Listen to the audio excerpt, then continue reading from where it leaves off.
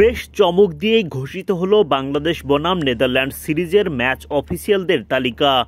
পুরুষ দলের এই সিরিজে ৩টি ম্যাচে আম্পায়ার হিসেবে ভিন্ন ভিন্ন দায়িত্বে থাকছেন নারী আম্পায়ার সাথিয়া জাকির জেসি।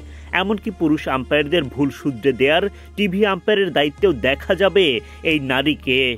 নারীদের বিভিন্ন টুর্নামেন্টে সফলতার সাথে আম্পায়ারিং করেছেন জেসি। ঢাকা প্রিমিয়ার লিগ ডিপিএলে পুরুষদের ম্যাচেও আম্পায়ারিং করে নজর কেড়েছেন।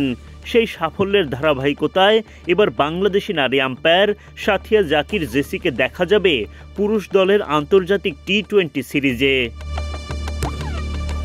আগামী ৩০ আগস্ট থেকে ৩ ম্যাচের টি-20 সিরিজে মুখোমুখি হবে বাংলাদেশ ও নেদারল্যান্ডস। সিরিজের সবগুলো ম্যাচ অনুষ্ঠিত হবে সিলেটে।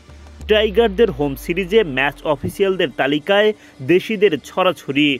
গোটা সিরিজেই ম্যাচ রেফারির দায়িত্ব পালন করবেন নিয়ামুর রশিদ রাহুল।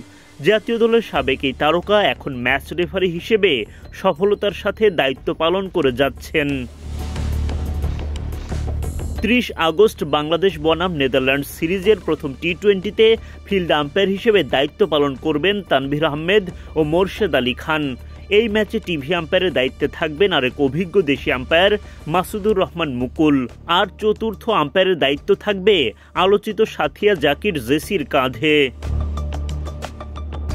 দ্বিতীয় ম্যাচে ফিল্ড আম্পায়ার হিসেবে তানভীর আহমেদ বহাল থাকবেন। মোরশেদ আলী খানের জায়গায় যুক্ত হবেন মাসুদুর রহমান মুকুল। এই ম্যাচে নারী আম্পায়ার সাথিয়া জাকির জেসির দায়িত্ব বাড়বে আরও। এবার তিনি টিভি আম্পায়ার হিসেবে ফিল্ড আম্পায়ারদের ভুল শুধরে দিতে কাজ করবেন। আর চতুর্থ আম্পায়ার হিসেবে থাকছেন মোরশেদ আলী খান। সিরিজের তৃতীয় ও সবশেষ টি-20তে আগের ম্যাচের ফিল্ড আম্পায়ার মাসুদুর রহমান মুকুল দায়িত্ব চালিয়ে যাবেন। এবার তানভীর আহমেদের জায়গায় তার সঙ্গে যুক্ত হবেন মোরশেদ আলী খান। আর টিভি আম্পায়ারের দায়িত্বে থাকছেন তানভীর আহমেদ। চতুর্থ আম্পায়ারের ভূমিকায় সাথিয়া জাকির জেসি।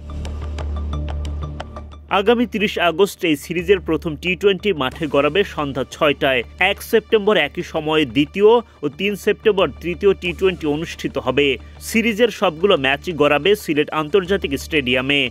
এই সিরিজ দিয়েই এশিয়া কাপের প্রস্তুতি নেবে বাংলাদেশ দল। এরপর লিটন বাহিনী উড়াল দেবেন সংযুক্ত আরব আমিরাতের উদ্দেশ্যে।